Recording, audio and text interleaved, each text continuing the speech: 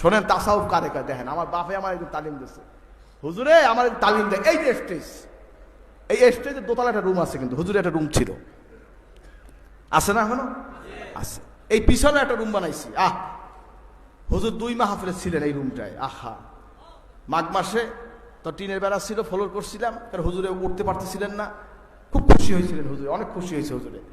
এরপর আপনার পর ফাল্গুন মাসে হুজুরে রুম ব্যবহার করছে। এরপর হুজুরে আল্লাহ কাছে চলে গেলেন।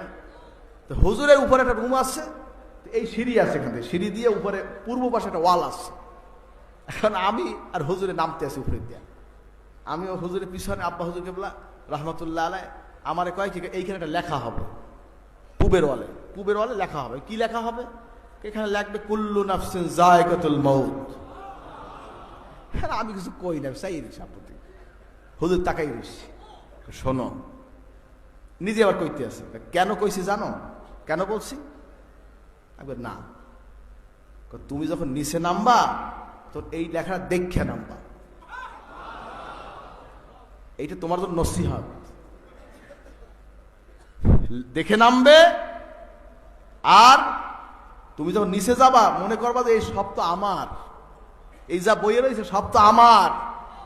তোমার মধ্যে একটা ভাব আসতে পারে, একটা হাল পয়দা হইতে পারে, অহংকার আসতে পারে, এটা সব আমার।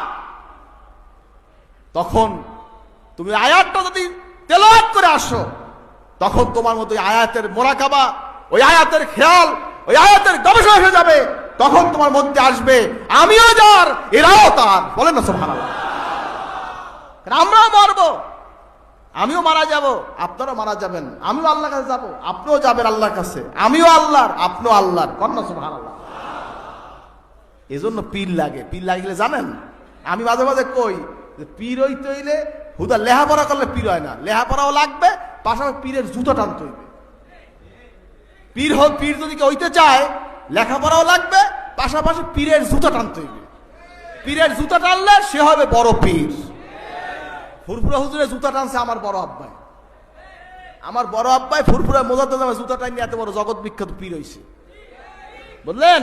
জানিয়ে রাখেন ইতিহাসটা।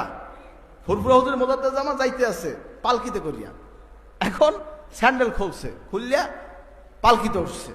আর মুরিদরা কেউ স্যান্ডেল লয় না, বোঝেন না? সব তো বিরাট বিরাট আলেম, জাহাজ, এলেমের জাহাজ, কেউ স্যান্ডেল লয় না।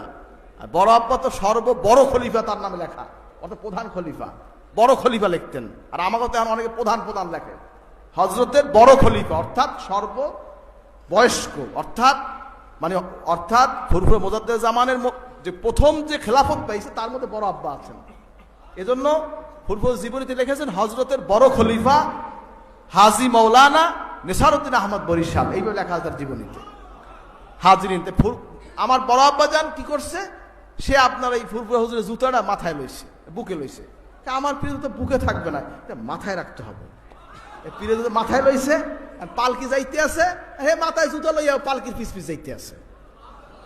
বোঝেন কি কই? বোঝেন? ফুরফুরা হুজুর পালকির ভাগ দিয়ে এটা দেখছে, আর চাইয়া দেখে কি মুরিদরা মিটি হাসছে।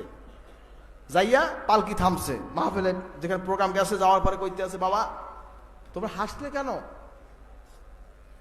কেন হাসলে? নেসারউদ্দিন আমার জুতো মাথায় নিয়েছে, এই জন্য হাসলে? যাও, আমি দোয়া করছি তামাম বাংলা নেসারকে মাথায় নিয়ে নাচবে। বলেন না সুবহানাল্লাহ। নাচে না এখন? কি নাচে না? দোয়া। একটা কথা, খালি কথা একটা। হারারাত বই দোয়া করে নাই, কিন্তু হারারাত বই আপনার এই রাইন দেয়া বাইরিয়া খাওয়াইয়া ই করিয়া এইটা কিন্তু পায় নাই। ওই জুতাটা মাথায় লইছে, এমন দোয়া দিছে জগৎ তারে লইয়া নাচে। কন্যা সুবহানাল্লাহ। আজকে 4,500 মাদ্রাসা বাংলাদেশে, নেসারিয়া, সালেহিয়া, মুহিব্বিয়া, সিদ্দিকিয়া, আলিয়া মাদ্রাসা হয়েছে বাংলাদেশে। এই দিনই আমাদের তার ধারাবাহিকতা 2,500 হয়ে গেছে। সব ওই